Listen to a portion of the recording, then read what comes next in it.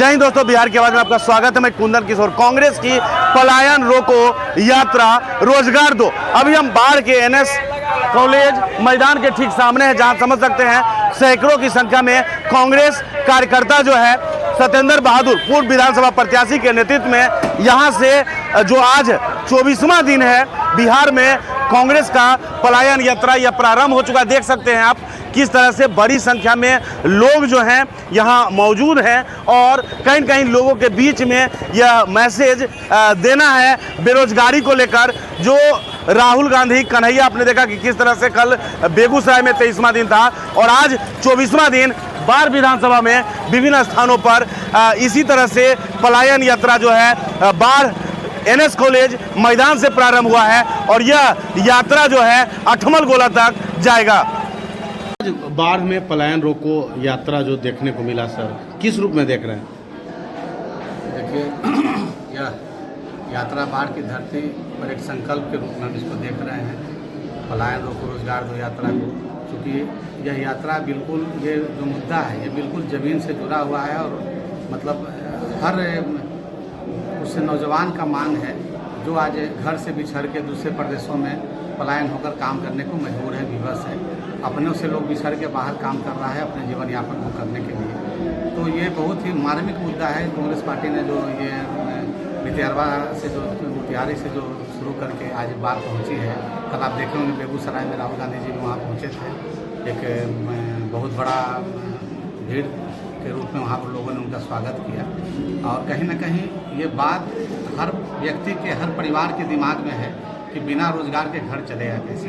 रोजगार है नहीं, रोजगार करने के लिए लोग बाहर पलायन हो रहे हैं। गांव वीरान है, गांव में आदमियों की संख्या कम है क्योंकि अपने जीवन जीने के लिए दूसरे जगह पलायन होकर काम करने को मजबूर है। तो एक बार में आज जो ये आया है यात्रा, हम लोग बहुत स्वागत किए हैं और ये बिल्कुल मतलब इस यात्रा का आउटपुट निकलना चाहिए। जो लोग सरकार से ये जोरदार सरकार को हिलाने का प्रयास कर रहे हैं कि यह जो पलायन का जो मुद्दा है आप उस पर सुनिए, गूंगी बहरी सरकार मत बनिए।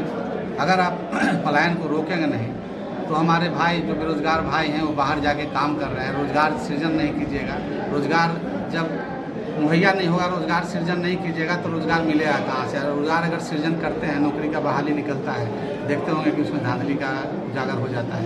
एक बड़ा मुद्दा है नौजवानों के लिए, जो कि अगर देश में अगर नौजवान भटक जाएगा तो हमारा देश कभी खुशहाल नहीं हो सकता है। किसान अगर मार्मिक हो जाएगा, किसान अगर पर अगर आघात होगा तो कभी देश खुशहाल नहीं हो सकता है।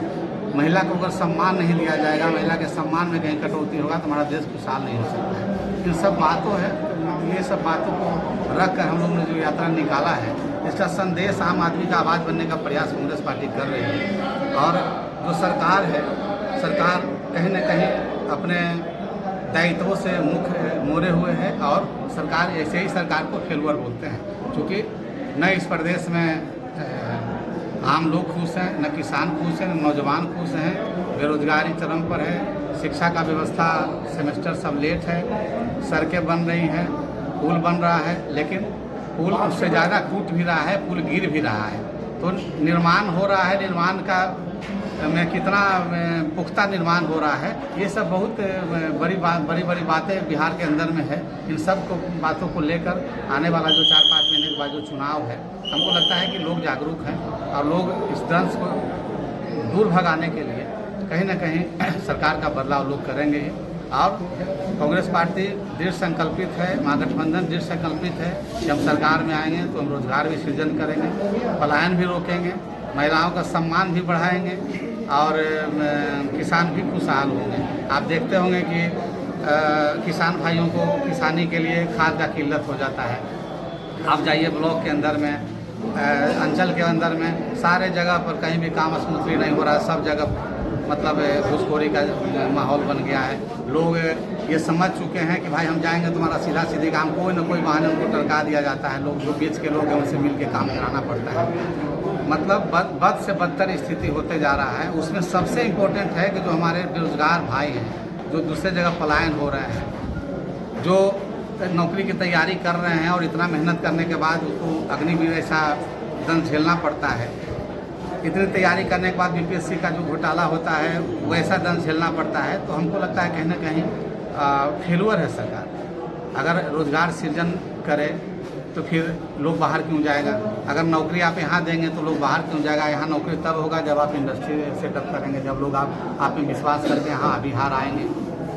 रोजगार होता है पूरी कड़ाई से नौकरी में बहाली हो तो उसका निष्कर्ष जो रिजल्ट है बिल्कुल ईमानदारी से हो, उसमें धांधली नहीं हो, ताकि जो जेन्युइन है, जो पढ़ा लिखा भाई है वो अपना कंप्लीट कर ले। क्या लगता है यही धांधली या अनियमितता कारण है कि यात्रा के दौरान बड़ी संख्या में लोग भीषण गर्मी की वजह से भी देखने को? बिल्कुल बिल्कुल, आम आदमी को एक आशा और उम्मीद जगह है, क्योंकि लोगों का ये मानना है कि बिहार पर राहुल गांधी जी आज देखिए 3 महीना में 2-3 महीना के अंदर 3-4 बार पटना आ चुके हैं। वो उनका एकदम दृढ़ संकल्पित है कि बिहार के युवाओं को रोजगार दिलाना है, बिहार के युवाओं को पलायन से रोकना है, शिक्षा का स्तर बेहतर करना है, आप अस्पताल बेहतर करना है। अस्पताल हैं, बड़ी बड़ी बिल्डिंगें बना रहे हैं, वहाँ डॉक्टर की नदारत है। कोई मतलब बड़ा अगर आपके डिजीज है उसके इलाज के लिए आपको यहाँ से वहाँ से वहाँ जाना पड़ेगा। महिला को प्रसूति कराना है तो महिला डॉक्टर नहीं है। कई तरह की बातें हैं बिहार के अंदर में जो लोगों को मतलब सोचने पर मजबूर कर दिया है कि ये सरकार सिर्फ सपना दिखाकर सरकार में आई, लेकिन लोगों का ठगने का काम किया।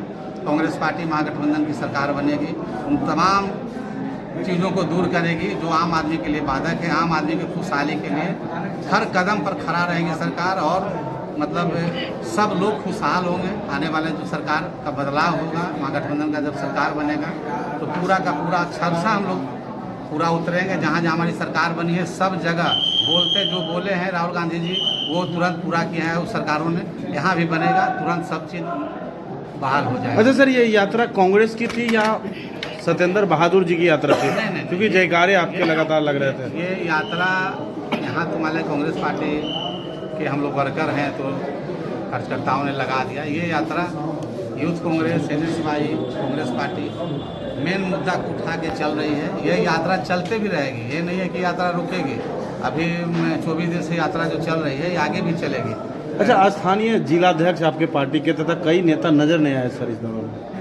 देखिए अब इस पर हम तो कोई कमेंट नहीं कर सकते हैं, तो ये बात तो वही बता। जिलाध्यक्ष ने यहाँ तक बताया कि हमें जानकारी ही नहीं है इस यात्रा के संदर्भ में। उनका बात तो हम क्या बता सकते हैं? मान लिया अगर ऐसा बात करते तो इसका सही संदर्भ में तो वही बता सकते हैं उनको कैसे जानकारी नहीं है या क्या गैप रह गया है। अच्छा, कन्हैया जी बाढ़ नहीं पहुँचे? कन्हैया जी क्योंकि कांग्रेस पार्टी का अधिवेशन है, हमें भी जाना था लेकिन ये कार्यक्रम के चलते हम कैंसिल करा लिए। कन्हैया जी को वहाँ पहुँचना था, एक चलते वो चले गए, नहीं तो जरूर रहते। कल वहाँ आए अधिवेशन 8 और 9, उसी में वो शामिल होंगे। देखिए बाढ़ का सबसे मार्मिक मुद्दा बता रहे हैं जो हर व्यक्ति के मतलब अंतरात्मा से निकलता है, जिला का मुद्दा। समझिए वो सरकार कितना दिन से ठगने का काम कर रही है। आप कमिटमेंट करके जिला का, उसके बाद आज तक उसी पर चुनाव लड़ा जाता है, उसी को चुनाव का लॉलीपॉप कर लीजिए करके कि भाई अब सब बन रहा है। कहाँ बन रहा है? कहीं सदन पे बात नहीं, कहीं कोई सदन के पटल पे बात नहीं होता है। क्या लगता है वर्तमान विधायक को जिस प्रखरता से जिला का मुद्दा उठाना चाहिए, यहाँ चुनावी मुद्दा होता है, उस तरह से नहीं उठा पा रहे हैं? जब हम कह रहे हैं जब रिजल्ट ही नहीं है तो फिर मतलब कितना जोरदार तरीके से उठा रहे हैं, उस पर चर्चा ही नहीं है तो उसका मतलब क्या है? जिला का मुद्दा यहाँ के हर आत्मा का आवाज़ है। अगर जिला बनेगी बाढ़ में तो बाढ़ सबसे पुराना मंडल है, इसके साथ नाइंसाफ़ी हो रहा है। बाढ़ को तो जिला हर हाल में बनना है। अच्छा, पिछला बार पार्टी ने आपको मौका दिया बाढ़ विधानसभा में सर, जिस तरह से कुछ मतों से चूक देखने को मिला, इस बार किस रूप में देख रहे हैं? इस बार पूरा आशीर्वाद सब लोगों का मेरे साथ रहेगा। चुनाव में हार और पराजय, जीत और जय और पराजय तो लगा ही रहता है, लेकिन हमने 20 के बाद लोगों के बीच में अपने आप को रखा। लोगों के न्योता पे हानि सुख दुख में हर जगह खड़ा रहे, जितना समर्थता है लोगों की सेवा में हम लगे रहे, और आने वाला चुनाव में इसका आपको फल जरूर मिलेगा। और लोग को ये लगता है कि एक अच्छे व्यक्तित्व के आदमी हैं, और आज तक कभी कोई हमारे ऊपर कहीं कोई दाग नहीं है। राजनीतिक आदमी होते हुए हमने कभी उन सब चीज़ों का सहारा नहीं लिया जो अनीति का रास्ता हो। हमने हमेशा सच के रास्ता पर चलने का काम किया है, और हम एक मध्यम वर्गीय परिवार से आते हैं। सेवा ही संकल्प है, और लोग के लिए हम लोग जान लगा देंगे। अगर हम लोग यहाँ पर बार से हम लोग को मौका मिलेगा तो आपको समय बताएगा ये 20 के बाद चुनाव के परिणाम के बाद हम लगातार क्षेत्र में हैं और लगातार लोगों के बीच में हैं। जितना भी बन पड़ता है सुख दुख में शामिल होते हैं। Thank you sir.